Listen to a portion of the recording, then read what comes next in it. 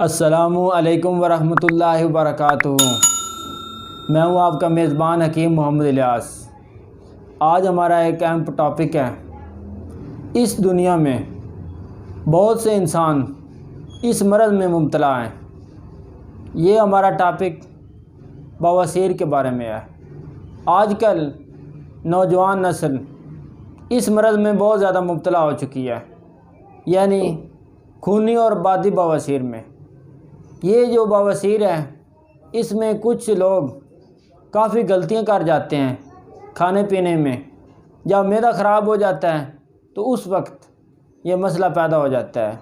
آج ہم آپ کو بواسیر بادی یعنی موقعوں والی بواسیر کے بارے میں بتائیں گے۔ یہ بہت ایک اہم ٹاپک ہے۔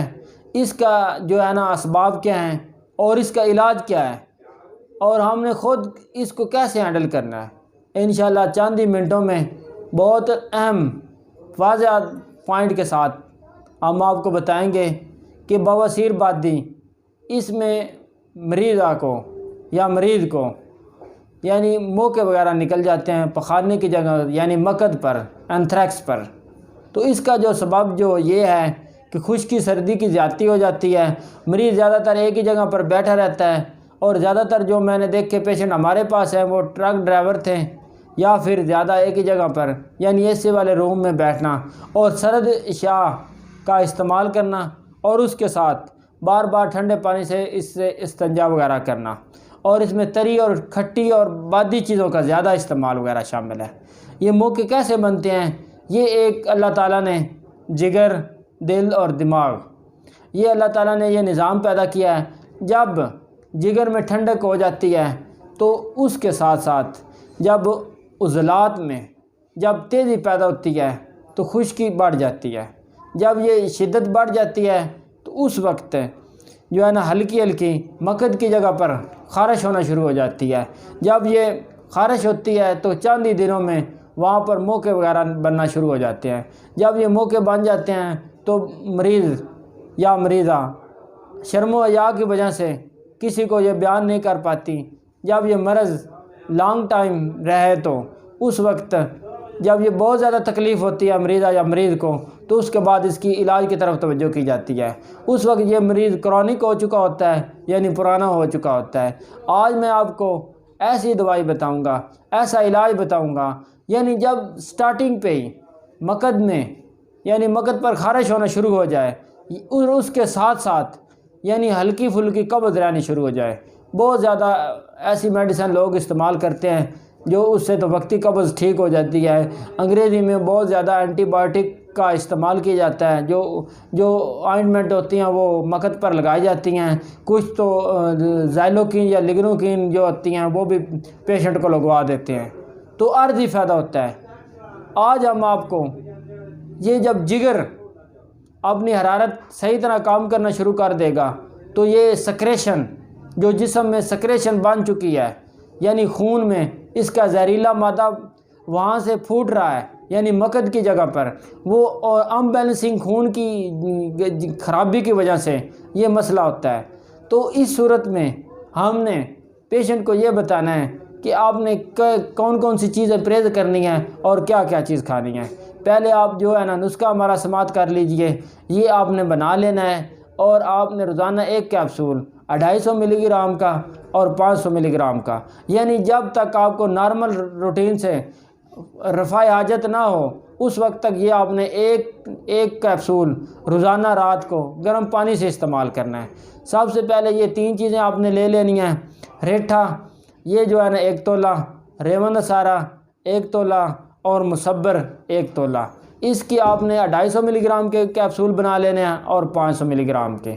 جب آپ سب سے پہلے ایک کیپسول 500 ملی گرام کا استعمال کریں، جب ایک کھل کے پخانہ آ جائے، اس سے رفع حاجت ایزیلی ہو جائے، اور آپ کو جو ہے یہ درد اور تکلیف کم ہو جائے گی اس سے، تو آپ نے اگلے دن 250 والا استعمال کرنا ہے کیپسول ملی گرام والا۔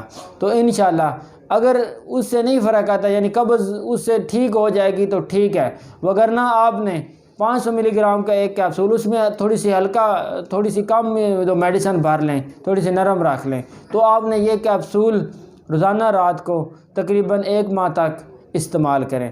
انشاءاللہ سب سے پہلے قبض ختم ہوگی اور جگر اپنا صحیح طرح کام کرے گا، اور خون میں جو جراثیم جو ہے نا، خون میں یہ جو بادی کی وجہ سے زہریلا مادہ ہے وہ فلٹریشن ہونا شروع ہو جائے گا۔